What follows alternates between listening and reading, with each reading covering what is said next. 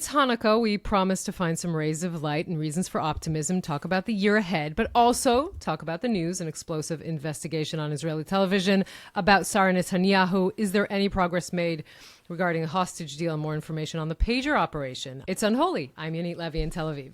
And I'm Jonathan Friedland in London. It's Unholy, 2 Jews on the news. Now, of course, everybody around the world is thinking this is Chanukah, but some people may have noticed a rival festival that is also, I think, just behind us, or we're just sort of in the glow of that. If you are a Patreon subscriber to Unholy, either a friend or family member, you will have access to a special bonus episode of you and me talking about, can we say the word? It is Christmas. We've done a whole thing about Jews and Christmas, about how Jews handle it. A special Christmas confession by Mr. Friedland that really you should listen to. There is a Christmas confession from me. We recorded it in metaphorical red and white Santa caps, Santa hats. It's all there, the movies, the food, the weird ambivalence, it's all there with our Christmas episode. By the way, weird ambivalence we do every week, but okay, that's more weird ambivalence. That's okay. A feature. I was going to say that's a bonus episode. If you are reluctant, I can't imagine why, to be a friend or family, you can unlock just that episode. But you can also, because it is the season of gift giving, with several nights left of Chanukah and several more nights of lighting candles, why not give a gift of a family or friend subscription? I reckon that's going to go down very well with the unholy listener in your life. And so that would be our pitch. But Hanukkah, big special time of year, I know, in the Levy household. Second best Jewish holiday ever, of course, because if you'll ask me what's the first, I will say, of course, Purim. If you ask Jonathan, he will obviously say Pesach. But Hanukkah is a great holiday, and I have to say that before we dive into all of the news, these are the days, that I grew up with 2 grandmothers who I love deeply and who affected my life, Ani and Sara, and these are the days where I always remember that, I was lucky enough and they lived to be 90 and more, so I had them I still have them in my heart, but I had them in my life till I was in my late 20s and early 30s, and it was still that moment in Hanukkah Gelt when I get money from my grandmother, and I'm like, I work in television. I'm 30 years old. It didn't matter. That was the moment. And so this is a thought that I have in my head when this is the holiday, obviously for Israelis. I mean, the fact that we are sitting here, it's the second Hanukkah, and the hostages are still underground is something that is just, it's unimaginable. It's our reality, but it is unimaginable to think about that darkness hovering over. I remind you, the only hostage deal that we saw was 8 days, actually, and that was just before Hanukkah last year. It's just, that is the sort of sad thought that sort of ran through my head yesterday. I mean, do they even know it's Hanukkah? So I guess that is, I tried to give you something a little bit optimistic, but yeah, I landed on that in the end.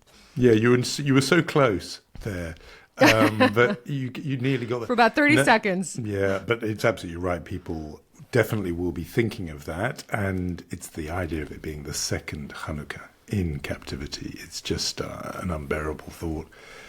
And so beyond what I think people thought at the time. I mean, right on October 7, 2023, I think people initially thought weeks, months, instead of here we are, all this time later. There had been a lot of hope in the lead up that somehow this might have been solved, unblocked just before Hanukkah. There is just partly the deadline. It's an artificial one, but, diplomatically, if diplomats go home for Christmas, and would this be something, in the Western diplomats anyway, would this be something that could have been wrapped up by then? We talked about it on the podcast last week, but it seems not. And a second one for those people and their families. I mean, they will be lighting those candles wholly with hostages in mind. And you mentioned your own family, and that dynamic of how no matter how old we get, we have the memories of childhood. And I do absolutely picture my own late father handing the Hanukkah coins to and, chocolate Hanukkah coins, and then actual money to what each of his grandchildren sort of in a little lineup. And he loved that moment. Everyone will have their own Hanukkah memories, and we will try and shed a little bit of light later on. We should just get into the news that's been building up, stacking up. It doesn't really slow down. It's funny. It's always one of those things. Elsewhere in the world, you notice the news agenda just sort of eases a little bit, but not quite in the Middle East for reasons that are obvious. No, not really. I mean, we opened up with talking about the hostage deal, so we kind of have to say where we are. That sort of deadline you were talking about, the sort of Christmas, New Year's, also said kind of clearly by Jake Sullivan, National Security Advisor, President Biden, saying he thinks he said this a few weeks ago, he thinks a deal is achievable by the end of the month. So as we approach the end of the month, sadly, it doesn't look that way. Sources in the defense echelon saying to Channel 12 on Monday that there is a big gap between the sort of optimistic reports in the international media, and particularly the Arab news outlets, and the real situation. Netanyahu himself saying in the Knesset plenum, again, that there is some progress made. We should say, same Netanyahu that granted an interview to the Wall Street Journal and saying that he will not agree to end the war before we remove Hamas. That is his quote. Now, we need to explain, again, and we talked about this, the two stages of the deal, which are supposedly the first stage, the humanitarian cases, Hamas agreeing or seemingly agreeing to not demanding Israel saying that the war is ending before the first stage, thus demanding the withdrawal of Israeli troops, and only demanding this at the second stage. So when Netanyahu is saying something like, I will not end the war until we remove Hamas, what he's actually saying between the lines is, I will not go to the second phase of the deal. I will only do the first phase of the deal. So that begs the question, why would Hamas agree to this? So a few of the hostages' families pointed out that this is something that is not helpful for the deal itself. I think the most interesting thing happening in Israel in this regard this week was a protest by the religious Zionists. And remember, this is a group that politically was not affiliated with the hostage release movement. These are people that, some of them, the extreme parts of the religious section in Israel wants to rebuild settlements in Gaza, doesn't want the war to be over. Again, kind of echoing what Netanyahu said, until Hamas is completely removed. So they say, we care for the hostages, but we don't want the war to be over. What was interesting here was that it was a protest of this exact group, or the more liberal sides of the religious Zionism, coming out and saying, we want the hostages to be released. One of the people who spoke to them is John Goldberg, Poland, Hirsch's dad. We also heard him on this podcast a few months ago, saying there's a disconnect between the religious Zionist leaders and the actual people who do want the hostages home. All this, sadly, is not leading us to a hostage deal, but I think it is interesting to point out that development as well. Yeah, I mean, all of this is one reason why, when all the talk was intense, I think neither of us were exactly holding our breath, because there have been so many false dawns in this area where, you'll see media reports saying it's all but done, it's hours away, and I remember that report saying Netanyahu's on his way to Cairo to seal the deal. It doesn't so often. It's proved a false hope for those families. You mentioned that Wall Street Journal interview of Netanyahu's, a very soft interview in a way that some of the Western media interviews have not been.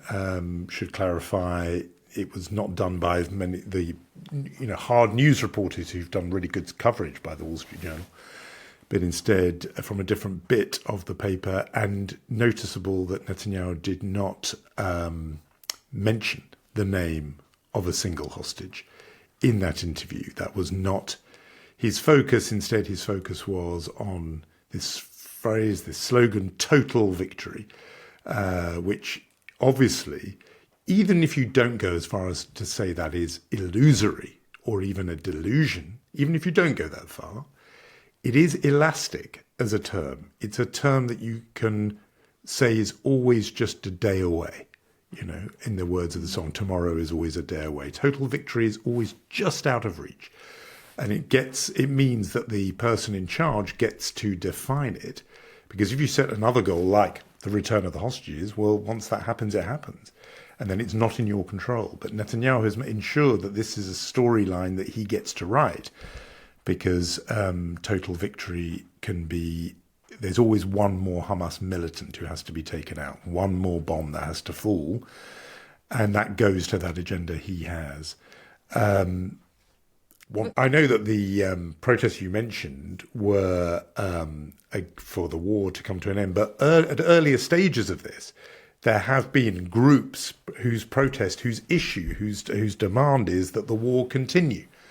And that is just a sort of odd dynamic. Normally there just is the status quo that there is a war and there are anti-war protesters. But in the last year or so in Israel, there has been this argument where there are people who are active and loud and vocal for the war continuing because they don't want there to be some early exit which will, as they see it, leave Hamas still active and untamed. And that seems to me an oddity about this situation, but very, very good to know that there are people like, John Goldberg-Polin who are from that direction, religious Zionists who sympathize with his position and do want that to be their deal. And obviously this becomes even more complicated when you think about the fact that in Judaism, the idea of bringing back hostages is so prominent. So when you say that it's specifically the sort of religious part of Israeli society that in general doesn't want to end the war, but ending the war does mean bringing back the hostages. So again, this is why I would point out this protest in specifically because it was this group that did actually say we should make concessions and we should bring back the hostages. A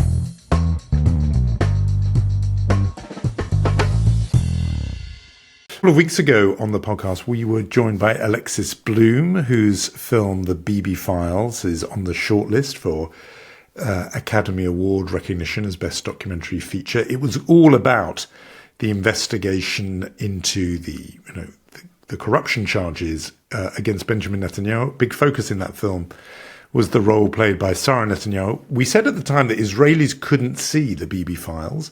That film is not shown there except in kind of bootleg form where people are passing it in samizdat style. But nevertheless, this week they got their own fresh reporting and fresh take on this aspect of the story.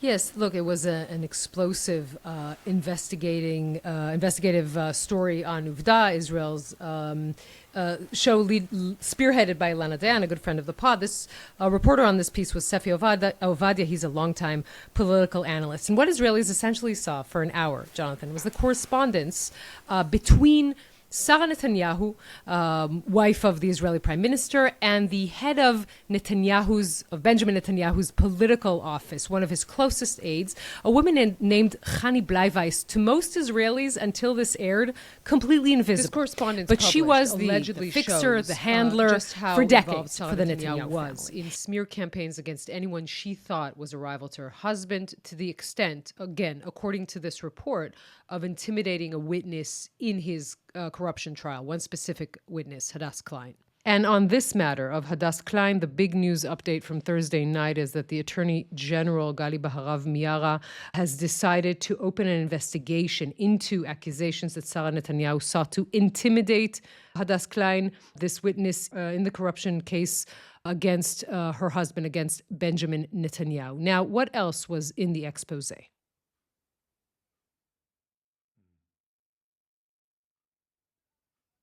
Ordering protests against those political rivals. None of these protests, or a lot of these protests that seem spontaneous, weren't.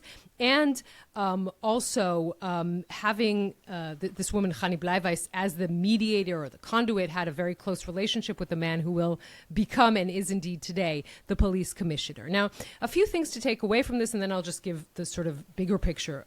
First of all, just the ability of Sara Netanyahu to turn on what is called, or dubbed by particularly the people who oppose Netanyahu, the poison machine, right? To target specific people. It can be the Attorney General at the time of Avichai Mandelblit, or the prosecutor in Netanyahu's trial, Liat Ben-Ari, or other political rivals. Turning on the poison machine, in quotations, means either attacking them on social media or these protests. Specifically, what got a lot of headlines is the fact that she sent protesters to a bereaved family, parents of the soldier Tom Falkash, who was killed, a pilot. He was killed in the Second Lebanon War because they are the neighbors of Netanyahu's family in Caesarea, and they allowed for protesters to protest in their area. So she sent people who are pro-Netanyahu against this family, knowing it's a bereaved family. That's, crossing a red line that in Israel is pretty dramatic. And not just sending protests, but saying directly you must abuse them, shout insults to them, swear at them. That, she's very specific in her briefing to their aid, that kind of rain abuse on this bereaved family. The actual colour, texture of it is some of the jaw-dropping elements of this story. Yes, and of course, as I said, also the personal connection that they have with a high-ranking officer in the Israeli police. They compliment him when he does anything against, when he curbs protests. This is Dani Levy, we should say, who is today the commissioner of police. And finally, this story is so dramatic. Finally, we should say, Chani Bleiweiss herself died of cancer in March of 2023. The final part of the story is how the Netanyahus basically threw her under the bus. She arrived at her office one day in the Likud building in Tel Aviv to find out they changed the locks and they essentially kicked her out. So some of this is obviously the end of this story is her kind of reaching out dramatically from the grave and tarnishing Sara Netanyahu. Two things to say generally. One, the deniability that Benjamin Netanyahu still has after this piece aired. By the way, we hear a little bit of that in his line of defense during his trial, right? My wife did this. Some people have said this is deliberate to clear his name and to say, it's her, that she's taking the blame. And the other thing to note, look, the police commissioner, Dani Levy, who obviously had this connection to the Netanyahus, when he was appointed, there was a lot of talk of how close he is to Ben Gvir. What is sort of being revealed here is that he was also had this connection to the Netanyahus. Just an asterisk to our listener, Netanyahu and Ben Gvir are much more coordinated and cooperating more than we would think. That is another thing to sort of throw out there when we discuss this as well.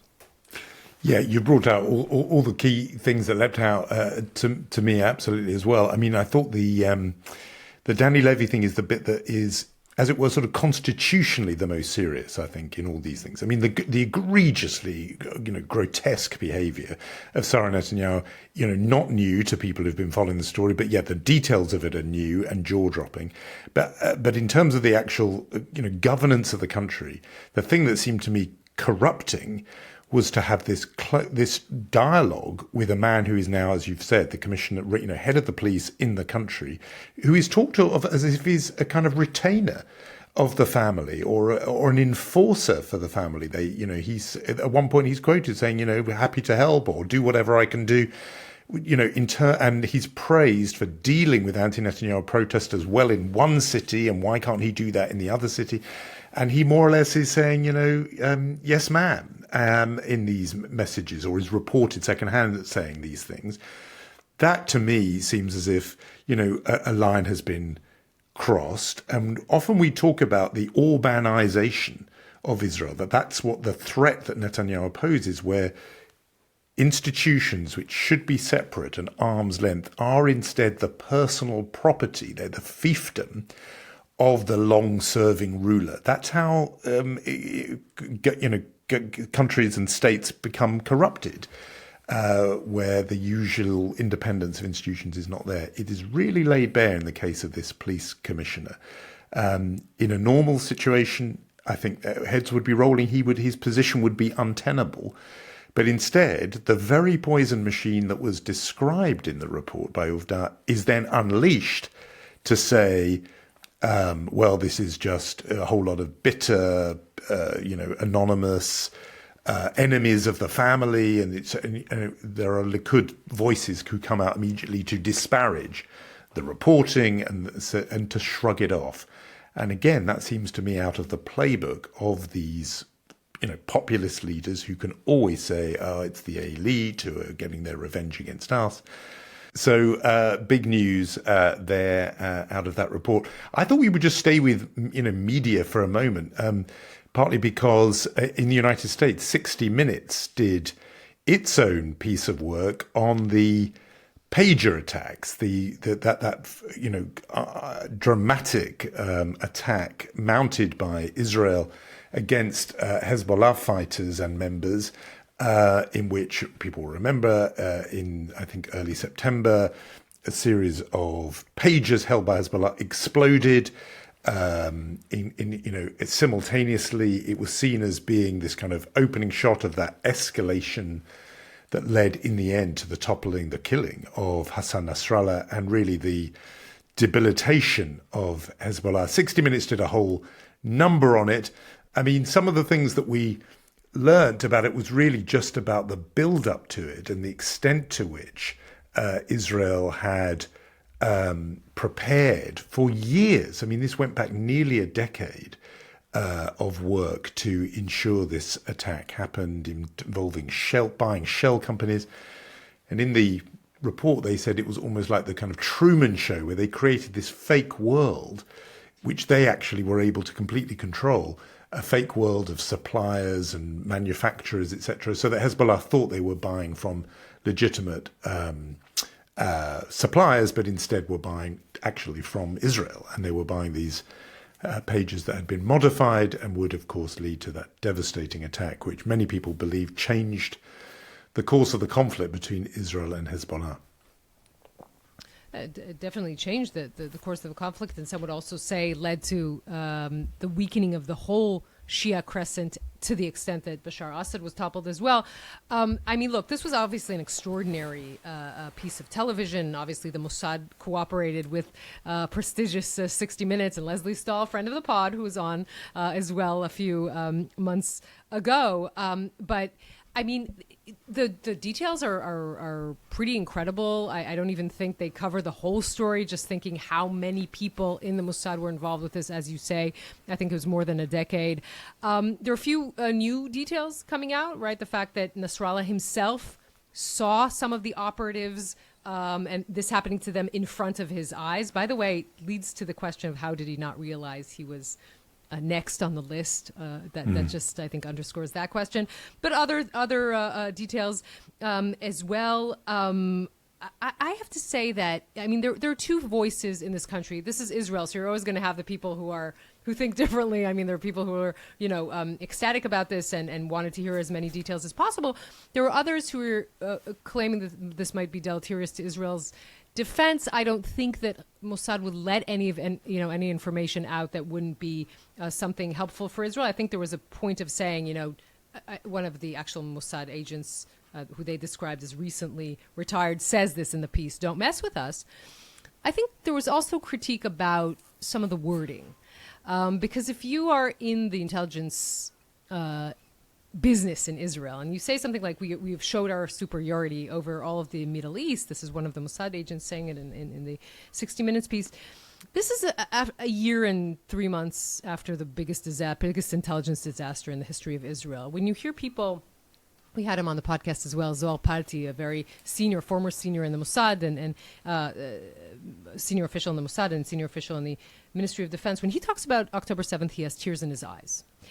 And so I don't know if, showcasing this so clearly and talking about it with a lot of pride, I think, is the best method. I know that there are a few people in the Israeli defense echelon who were quite squirmish about this.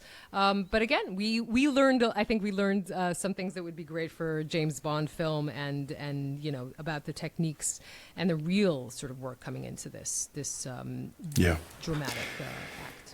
Really interesting. Hubris was the word that came to my mind, actually. And then I thought, but it's obviously very deliberate. The Mossad characters are, their cooperation would have been required. They're there wearing sort of balaclavas and sunglasses and things, so you don't know who they are.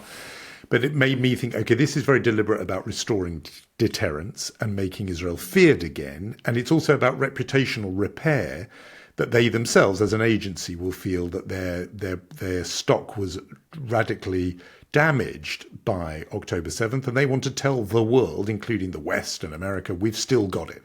We have not lost particularly probably the Muslim world, right? Right, and send that message that, there's deterrence and there's institutional pride and reputation management. So all of that is going on incorporating in an item like this.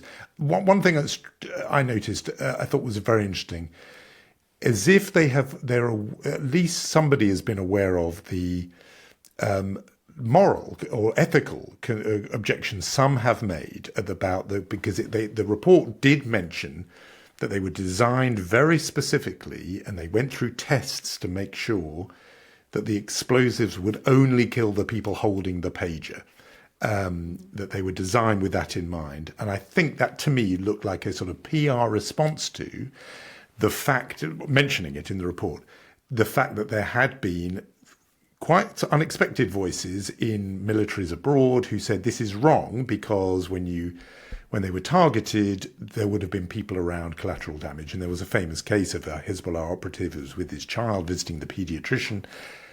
Other people got hurt in that case. And so it just felt to me as if somebody had thought, let's at least make a point here that we did try to design this in such a way that only Hezbollah operatives themselves would be affected, rather than it being, and I heard somebody in British intelligence say this to us, would be insufficiently discriminate or even indiscriminate. I just felt that debate was in there. One other detail that I thought was interesting, they designed it in such a way that when the alert came, they worried about they wanted it to be a very urgent ringtone so that people would feel they had to answer it.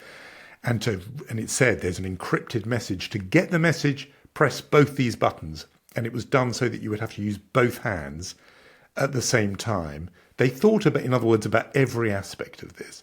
It'd been, absolutely years of work went into this, and this was Mossad's opportunity to tell the world exactly, in a way, to show off their intelligence. It has become, I think, something of our tradition to, at the last episode of the year, try and find some. It usually coincides with Chanukah anyway, so we try to find some rays of light and some reasons for optimism. This year, it really isn't easy, says the woman who sat in a safe room together with this country because of rockets and drones coming in from Hamas in Gaza, Hezbollah in Lebanon, Iran, and now the final act, the Yemenites. So you've got the full set. You've got the full set there. This is a Yemenite bridge too far, I can tell you that. But yeah, so we're trying to search for reasons for optimism. Would you like to go first? Well, yes, I'll happily kick off. I thought the only way, realistically, you can do this, to my mind anyway, was just to sort of look at the stuff that that has made everyone feel pretty gloomy this year and see if there's something right within there.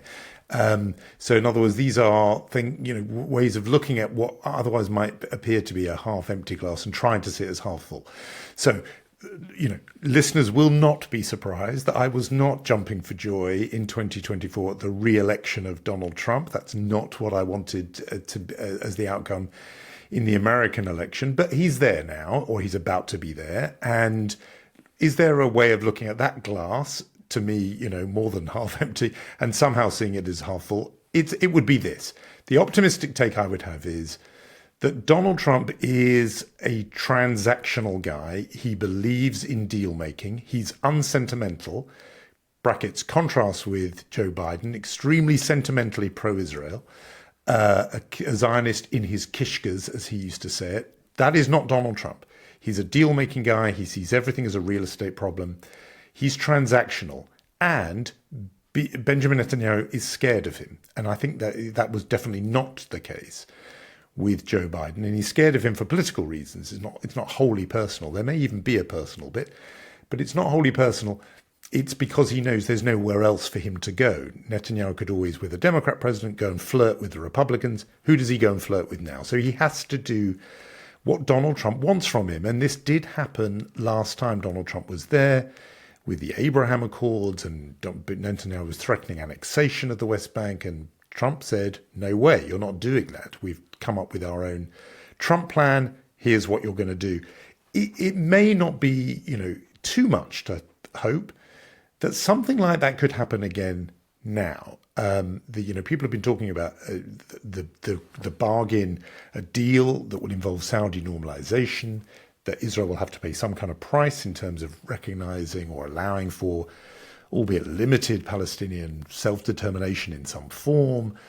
There's even talk of a grander bargain where Trump tries to deal with Russia and Ukraine and the Iranians and a whole big package. But is it possible that some kind of accord, some kind of settlement that ends at least this constant fighting and bloodshed might be brokered by, of all people, Donald Trump? It's at least possible. So I would offer that as a first reason to be a little bit hopeful. You do have somebody there who, we know he wants this. Donald Trump, envies Barack Obama's Nobel Prize. He's never got over that. He wants to do a big deal. And look, I'm at that point where I'll take it whoever brings it, because I feel, and everyone feels, I think, desperate on some level for all this pain and suffering to stop. And so if the price for that will be somebody like me having to laud and praise Donald Trump and cheer as he goes to, Stockholm or Oslo, Stockholm, I think, to receive his Nobel Peace Prize, I can live with that. Because, just maybe. That would be my first. I'm just saying, it's not a Nobel Peace Prize. You're going to have to give him the Mensch Award. That is going to be difficult for you. That will be happens. harder. Just saying. That will be harder. That's going to be worse for you. That might be worse. Look, I think you're definitely right in the fact that the entrance of Donald Trump stage right and the weakening of the, Iran, Syria, Hezbollah could bring forward all kinds of opportunities. It can bring, the Saudi normalization. I've heard all kinds of talk about Indonesia as well. Of course, this is really very quiet murmurs, but this could change the whole region. But, I would want to, I remember when we asked Mati Friedman on the show, what is the thing that he's really concerned about? Would it be the external enemies or the rift inside Israel? And he said, without even thinking about it twice, what is happening inside Israeli society? I think that is the most concerning thing. So I would want to say something optimistic about that, if I may, and point out to two different things. One is that I can tell you that I was at Rambam Hospital, which is the major hospital in the northern part of Israel. It's in Haifa. And you always have that moment when you step into Israeli hospitals and you suddenly see the sort of the right, the left, the religious, the secular, the Arab, the Jews, everyone working together. Nobody cares what Ben Gvir said in the morning against Arabs. Nobody cares what Yariv Levin is doing against the judicial system. Nobody cares about the protests against Netanyahu. They're all working together. And that is that kind of beautiful moment of seeing what Israel can be and what it is in certain areas. The other thing, and I think we talked about it at the beginning of our program, what is happening to the religious Zionists? And I think that it's really interesting to look at them and not see a monolith. Because there are the sort of more extreme parts, right? The people who voted for Smotrich and the want to resettle Gaza and all of that. But there are the more, I would call them the more liberal parts of the religious Zionism, people who voted for Bennett when they had a chance to vote for Bennett. And when you see them sitting with the kibbutzniks from Be'eri and having these conversations all through the year and trying to find, and it's more than conversations, which are important, but it's trying to find actually write a document of what are the things we agree on. And when they say, we agree that the hostages are more important than anything. We agree on going to elections. We agree on a state commission of inquiry, things that, of course, Netanyahu himself would not agree on. We agree that any decision on the Israeli-Palestinian process or the other side, any judicial change in Israel, all would be done with a large agreement in the Knesset. All of these things, yes, they leave me hopeful because I think that at the end of the day, if you manage to have that conversation, and that's the American, I don't want to say cliche, but definitely adage, right? There's more we agree on than we disagree on. I think that is some source of optimism for this year. Yeah, I really like that. I think one of the things that really came out the immediate crisis after October 7th was this extraordinary emergence of civil society.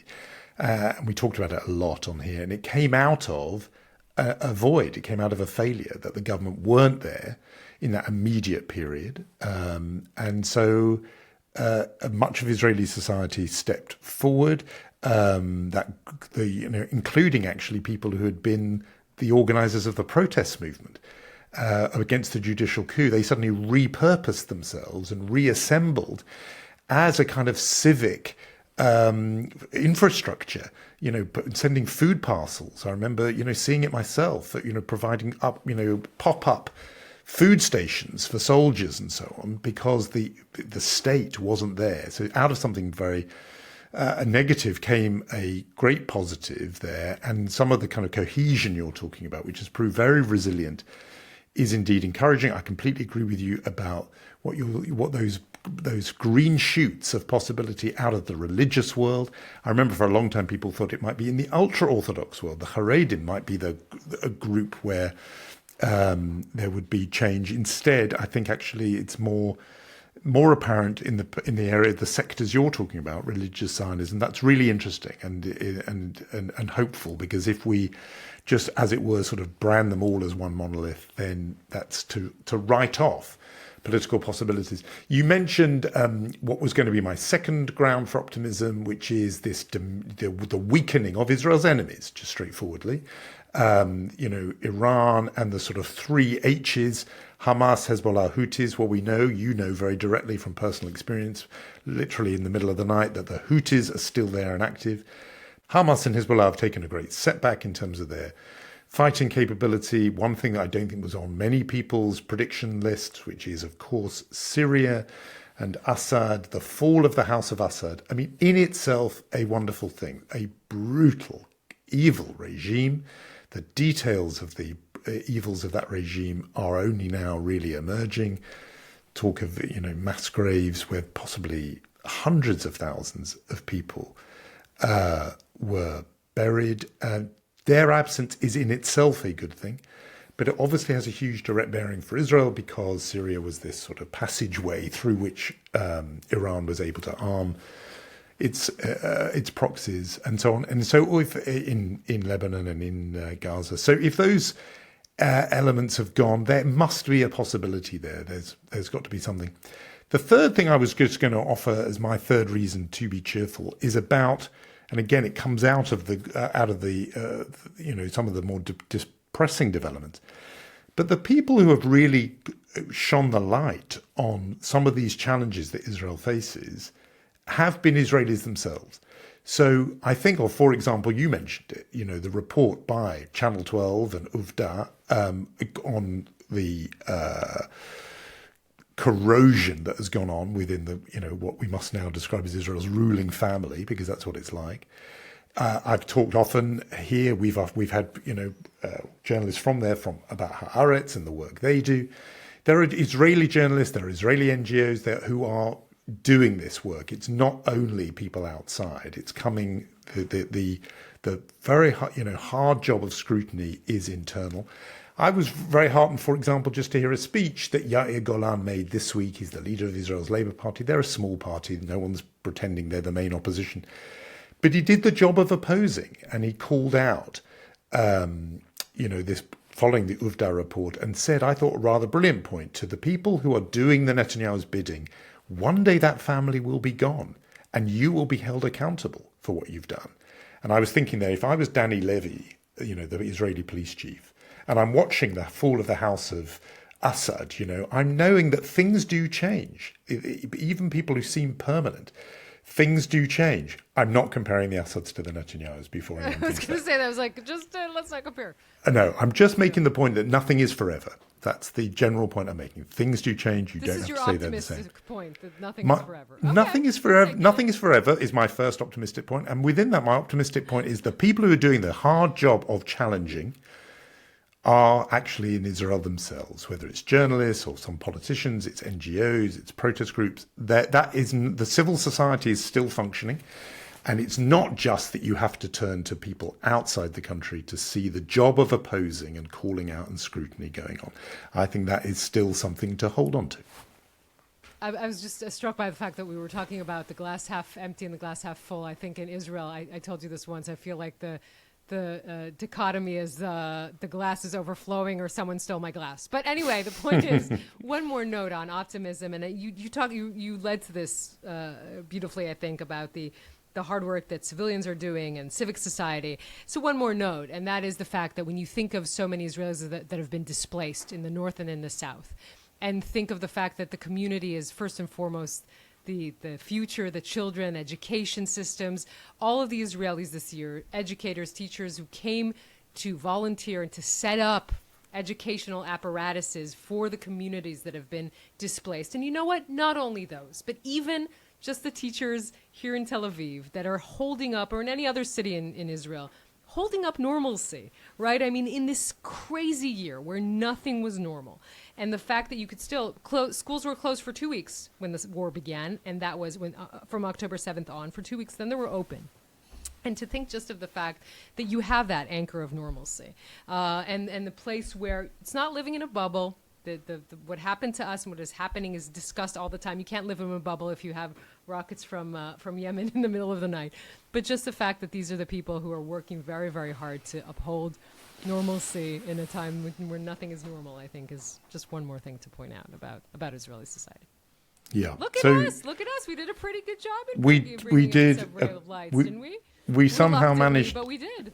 We did. We surprised ourselves. I don't know whether it's 8 candles worth as we speak. We're just a few candles in, but we've managed to get a bit of light. We note that as we draw to a little bit of a close, this isn't just, Yonit, our last unholy edition or episode of 2024.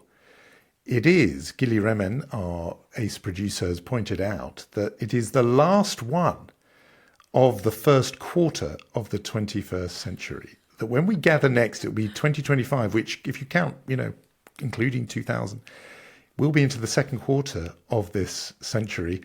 I'm not sure it's gone so well so far. It's not been smooth sailing from 2001 onwards, I would say. But anyway, we go into the next quarter together. So that's another thing to look for. Indeed, I think so too. And we will, Sarah, thank yous. As you mentioned, Gili will, Sarah, thank yous to Michal Porat as well. Mention that our Patreon account, by the way, we discussed Chanukah, but we have a bonus episode, Two Jews Take on Christmas. Also, if you want to listen to that, check out the show notes and the link to our Patreon account. And I shall see you in 2025, Jonathan. See you then for the next quarter.